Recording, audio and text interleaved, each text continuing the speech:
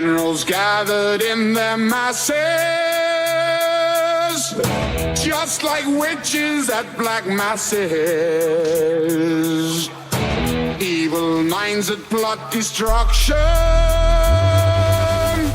sorcerer of death's construction. In the fields of bodies burning, as the war machine keeps turning. Death and hatred to mankind, poisoning their brainwashed minds. Oh Lord, yeah. 50,000 people used to live here.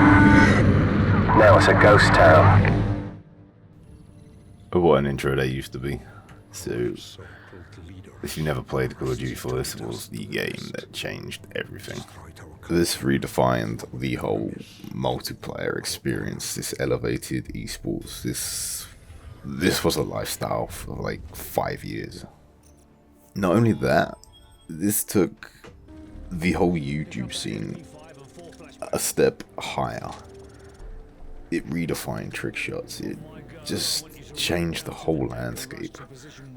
Or if this wasn't the game that pushed it, it was part of that movement at the time. And again, if you experienced that, you haven't experienced anything like that since. So straight away, this is basic training. It's the FNG course. We did do a little bit of picking up guns and basics, but I skipped that because it was shit. This isn't my best time. I have I think it's 12-second achievement. But yeah, I just did it once. I wasn't gonna fuck around with this. So yeah, that is my FNG done. And now we're just gonna go ahead, head over to Captain Price, and we're gonna just lock in the veteran difficulty, and start the game. It's gonna be the wet work level. I can't remember what it's called. So this time around, I've recorded differently, and off the back of the Call of Duty 3 playthrough, I am going to jump out of the game. I'm going to try and narrate what is happening in game, as well as my experience with this game.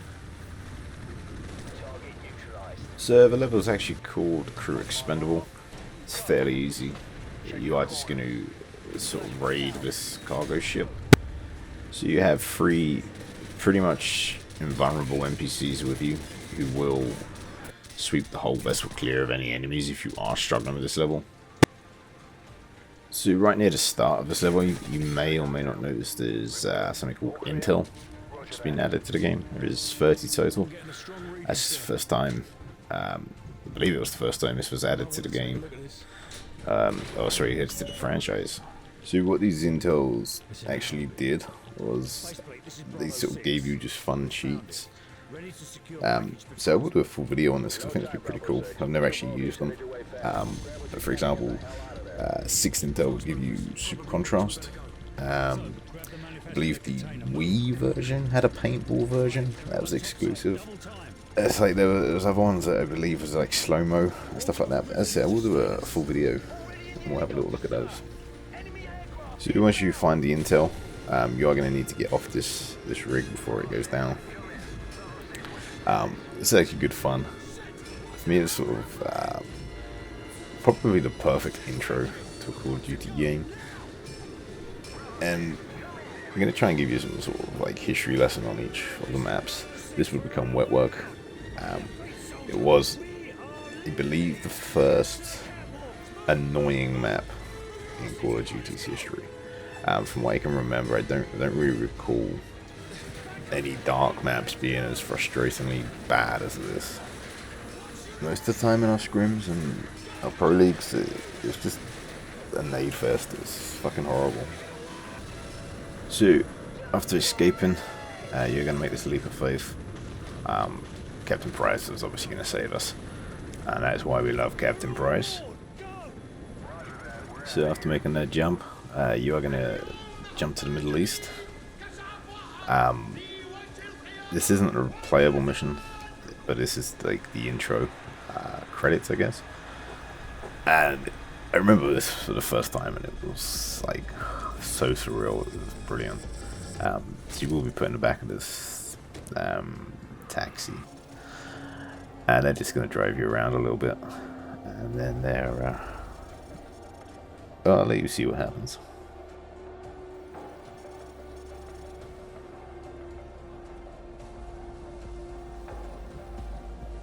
سنقوم باللقاء بالقنوات على بلادهم كما هم يفعلون ذلك بالضبط.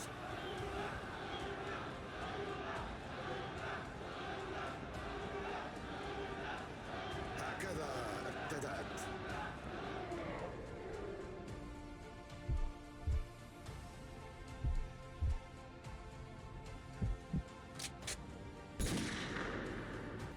So yeah, we got executed by Khalid al-Assad. And now we're going to start Blackout. It's fairly straightforward, can't really mess it up. In the sense you're just playing support to your NPCs.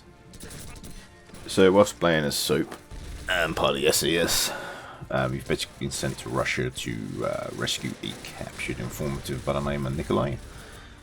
He does hold vital information, so it's quite important to capture Nikolai. So again, it is fairly straightforward. It isn't much of a challenge. There's one or two enemies that spawn a bit iffy, may give you some trouble, but you're literally just going to rain down sniper from the hill. You can then use an M203 grenade launcher, more sniper cover, and then you're just going to infiltrate the building where Nikolai is being held, set him free, and fly away.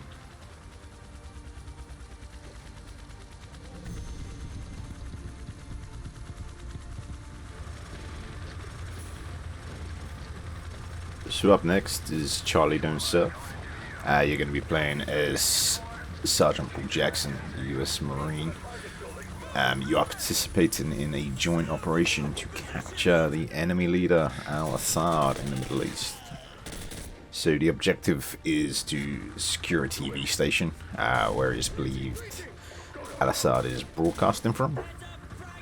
So this mission brings two things. One, it brings the map Ambush, which is one of my favorites of all time.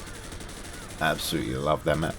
And second, it brings a cool little side objective achievement, which is to just destroy all the TVs on the level. The level itself is fairly straightforward. However, there is two spawns that may cause problems. One of them is on the roof. Two guys will spawn on the roof every single time, and if you go too far they will be behind you, so be sure to get them. And the other one is in the actual TV station itself. They're on a upper level, but if you miss the shot on them, they're gonna get you. So that is going to conclude Charlie Don't Surf. Up next is going to be Bog. So, continuing as Jackson, the squad is tasked with rescuing a stranded M1A2 Abrams tank in the war-torn city. So you're basically just going to fight through waves of enemy forces to reach and then eventually protect the tank until it can be repaired and moved. So this is mission 5, and there is a slight increase in difficulty. Whether or not it's the NPCs have been sort of turned down a little bit, not too sure. It could just be due to, the darkness of the level. Either way, let's see, you're just going to fight through wave after wave of the enemies. With this scope, I'm so disappointed it wasn't in the game. It's perfect. And when I say that, I mean it's not on multiplayer, obviously. And on the note of multiplayer, playing Bog, you were either a wall camper or a bus wanker. And if you don't know what I mean, you never experienced it. So after playing through this, I did actually jump online, and it's not the same. It's far from it. It's still easy to get a game, but is only deathmatch and they are quite quick. Unfortunately, that is just the way the times go, I guess.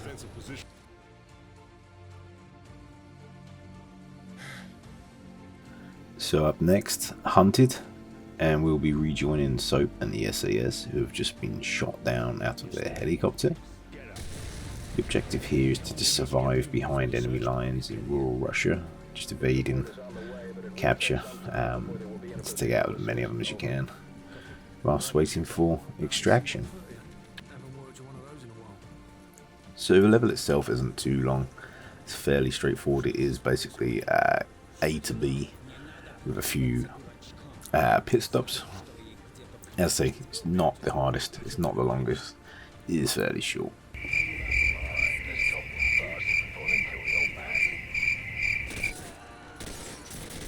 So anyway, you're basically just going to evade capture, take out the enemy, get evacuated. This bit here is like, if you don't recognize it, it was from Downpour, which is I think it's my all-time favorite map from the franchise. It's amazing. Fun fact, I never ever lost a Game Battles match on Downpour. So for those of you that don't know, Game Battles used to be a website where you and your friends could create a team and play against other people in private matches and rank on the leaderboards. So for me, I played a hell of a lot of Pro Mod and even more Game Battles. I dread to think how many hours I've sunk into this game. I know it's a fucking lot. I know there's 2 games with more time played on, and that's RuneScape 2 and Old School RuneScape. So as far as Game Battles went,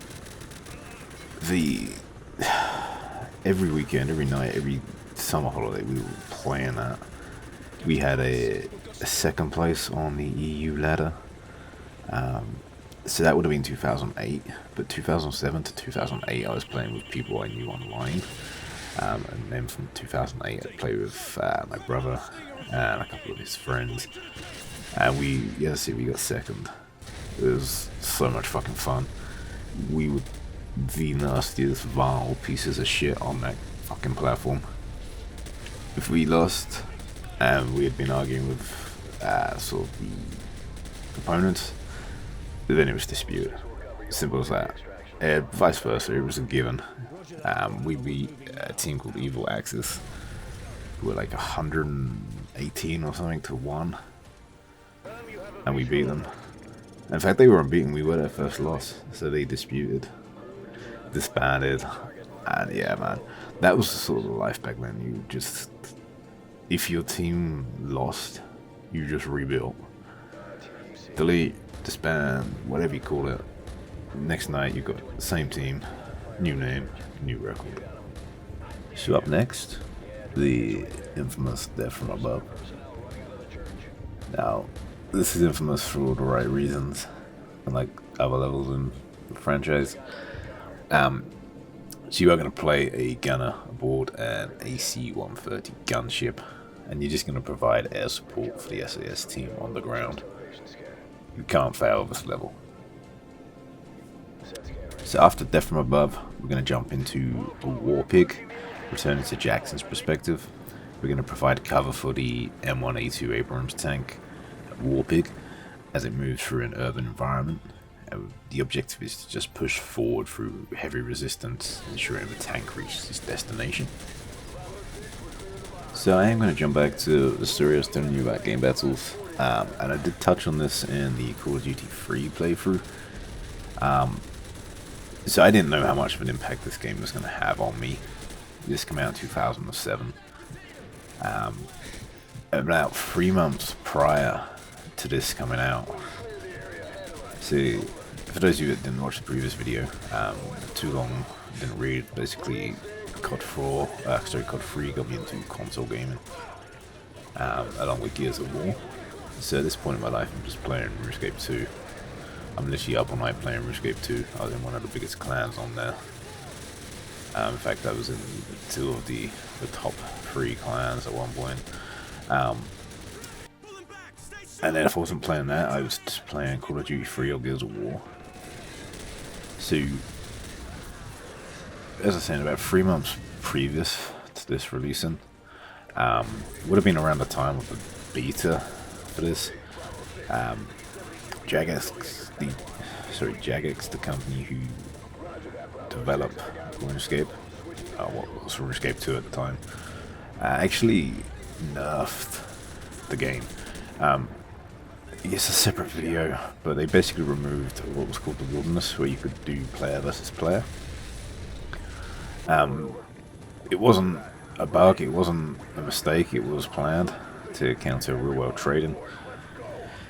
So, where I'd be playing at, and I mean all night, like 14, 15 hours at night, I'd be playing at. I had nothing else to do, and this game came out at the perfect time for me, because that took that void.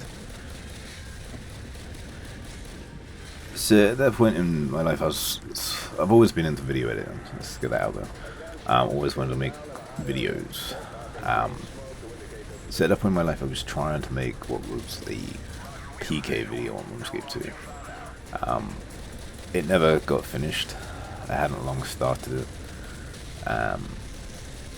Yeah, as I say, that got removed, so I never got to ever finish that.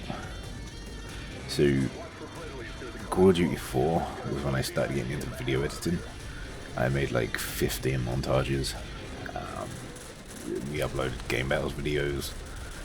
If anyone's ever interested in watching how bad they were, let me know and I will re-upload them. So, whilst I was rambling on, we moved on to Shock and Awe. This sees you part of Jackson's team, and you're participating in a massive assault on enemy forces aiming to capture or kill Al-Assad. So the objective here is to secure a key enemy position, but the mission takes a dark turn, which you'll see in a minute.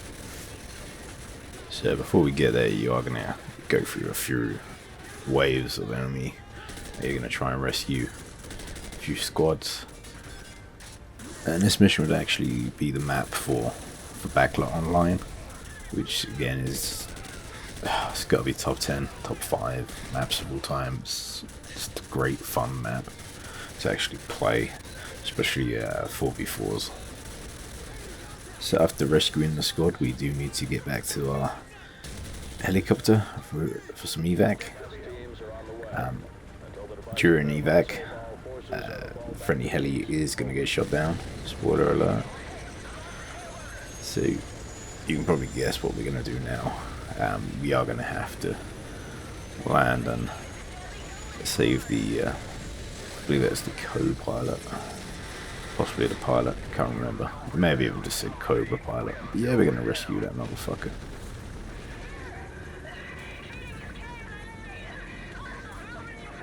So this part of the mission is fairly straightforward. You just got to get to the helicopter and get back with the pilot.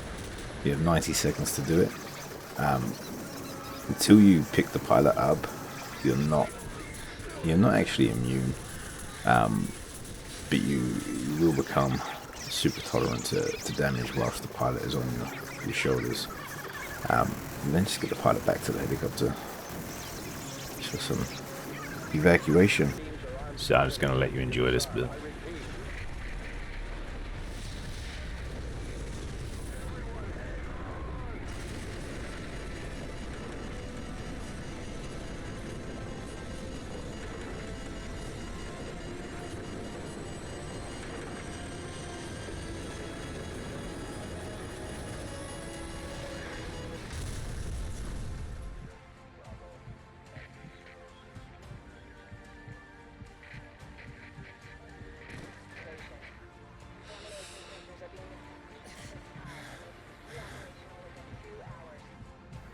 So playing through this again, it hits just the same as it did the first 5, 6, 7, 8 times. It's so cool. So well done. And that is going to take us into Act 2, and Safe House is going to kick it off. So the SAS team, led by Captain Price, have tracked down Al-Assad to a safe house in Azerbaijan, and the objective is to capture or kill him. I really didn't enjoy this level. It's so open. You're just going to go up this hill clearing out buildings, but the issue is you can get shot from any of these buildings at any time. It's just not fun. Eventually you're going to come to this barn here, up top of the hill. Captain Bryce is going to breach. This can trigger a cutscene. I won't spoil it. You can probably imagine what's happening from the sound.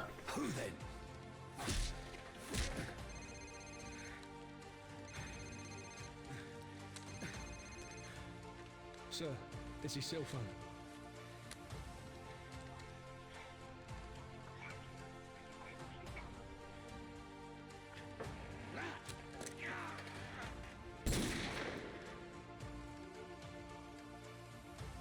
Who was that, sir? Zakhaev. Imran Zakhaev. So if you haven't guessed, this is a flashback mission where you play as a young Captain Price under the command of Captain Macmillan. The mission takes place in Pripyat, Ukraine, 15 years earlier. The objective here is to just infiltrate Pripyat in a stealthy operation to set up an assassination attempt on Zakhaev. So this is all geared up, probably the franchise's most favoured mission. It is certainly one of the best missions you'll ever play in the whole franchise, if not the best. So when this first released, this was like way above its time. It's just, it was groundbreaking. It honestly was. It was one of the best missions in gaming. The whole concept, everything is executed perfectly. So, following Captain Macmillan's orders, we are going to infiltrate Pripyat, and we're going to wait for Zakhaev to arrive, and we're going to assassinate him. So that does see us just going through the ruins of Pripyat and laying wait in a hotel room. It's so well done. So unfortunately, this level does go straight into one shot, one kill, which is continuing the flashback as Price and Macmillan attempt to escape Pripyat after the assassination attempt goes wrong. So you are going to face quite a challenging wave of enemies throughout this. Unfortunately, it is going to be quite one-sided. You are against the timer. It is 20 minutes. It can be done in a lot quicker time than I did it in. But again, unfortunately, as I said, it is one-sided. And unfortunately, Macmillan is going to take a slight knock.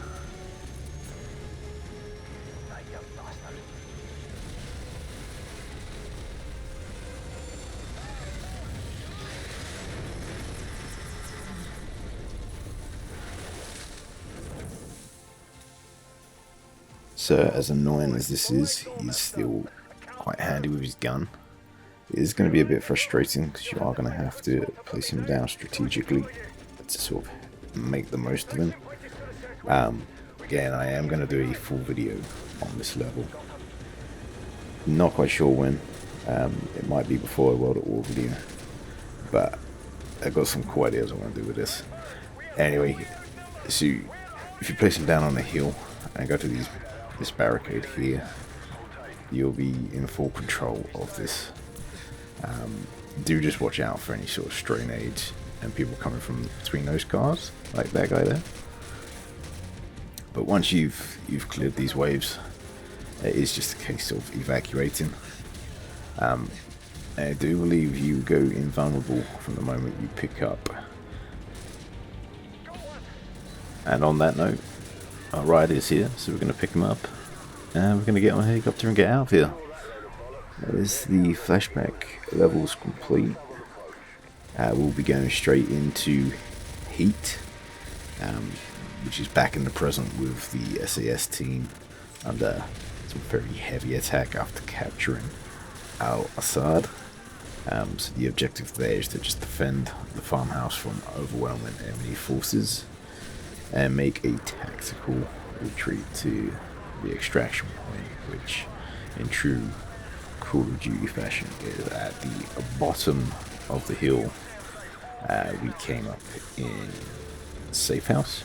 This is another fairly frustrating level. It is all about placing those airstrikes and, you know, just picking your moments. And that's going to take us into the sins of the father. So the SAS team tracks down Viktor Zakhaev, Imran's son, in an attempt to basically find his father. The mission is fairly straightforward.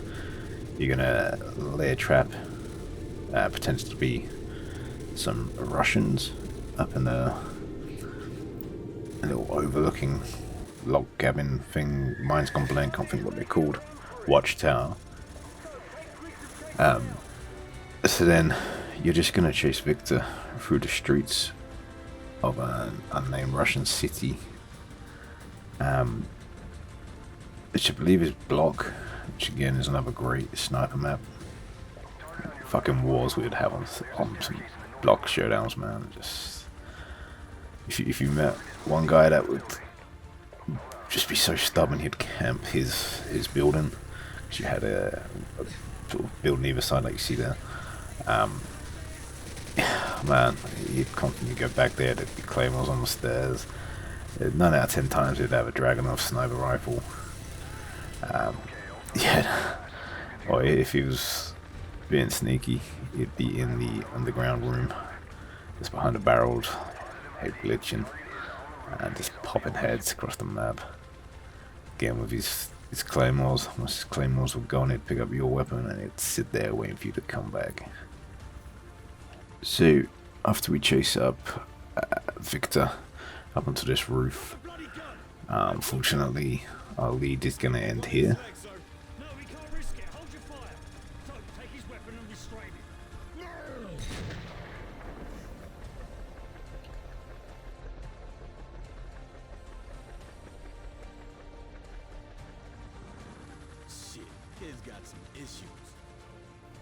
So that is going to start Act 3. So the final act begins with Soap and the SAS team attempting to stop a nuclear launch. The level is called Ultimatum, and the objective is to infiltrate a missile silo to prevent the launch of nuclear missiles aimed at the United States. So we are going to get a little bit sidetracked. We have to rescue the missing SAS member, Griggs. The reason we need him is because he had all the C4. So now we've got that, we can destroy this power line. Hopefully that will stop the nuclear rockets from launching and saving all of the United States. So we will push through the base now, just to sort of give a bit more context. This is the countdown, or the outskirts of countdown. Just once we've gone through that, this bright light suggests we were unsuccessful.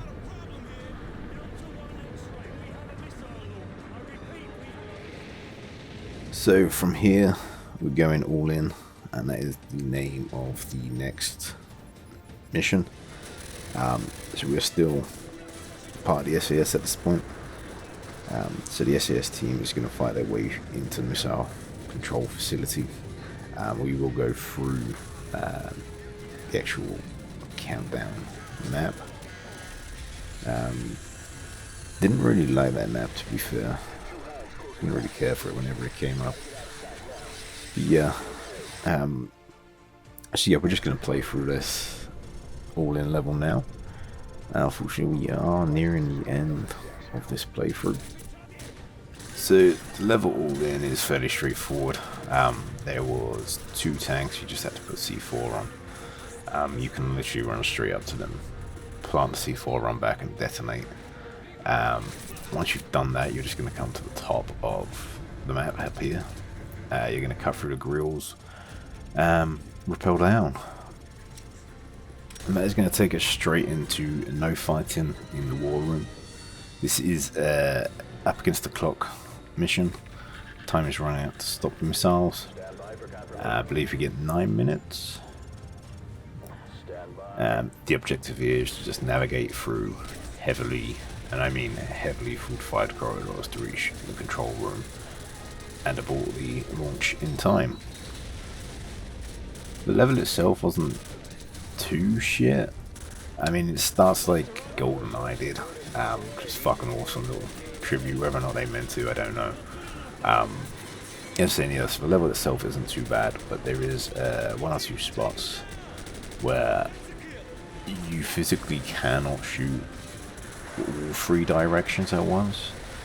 For example, there's a corridor with the door on the left, the door on the right, and there's enemies at the end of the corridor and on the left and on the right. It's, yeah, fucking annoying. But other than that, the mission wasn't too bad. It wasn't the most frustrating one, that's for sure. And then we're going to go straight into game over.